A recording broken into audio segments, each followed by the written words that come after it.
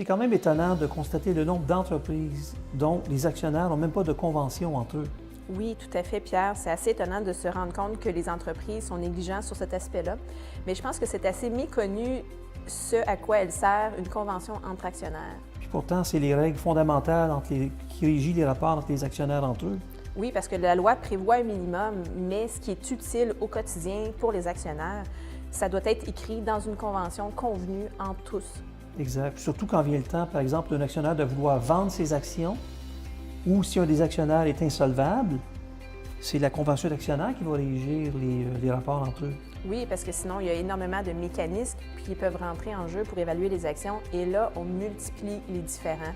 C'est-à-dire que là, on s'éloigne énormément d'un règlement favorable envers tous. C'est connu que la convention d'actionnaires fait en sorte que ça assure la continuité, la pérennité de l'entreprise.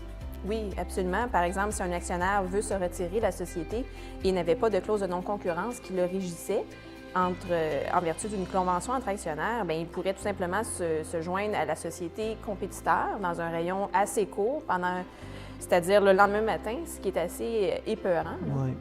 Bon, on remarque aussi qu'il y a des compagnies qui sont carrément dissoutes à cause d'une discorde entre actionnaires, alors que s'il y avait eu des conventions bien rédigées, souvent ça évite des dissolutions d'entreprise. Oui, et ça permet également à une société qui est viable de pouvoir continuer et de continuer à faire des profits.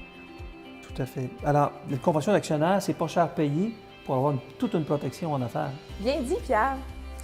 Et j'invite également les gens d'affaires à vérifier leur livre des minutes pour voir s'ils sont dotés d'une convention entre actionnaires, puis s'ils en ont une, de vérifier également si elle est toujours à jour, si elle n'est pas désuète, parce qu'on peut en refaire une nouvelle qui reflète davantage la société, c'est-à-dire l'actualité de la société. Tout à fait. Puis ce qu'on peut faire aussi, c'est tout simplement la réviser pour le client, puis lui faire part de nos suggestions.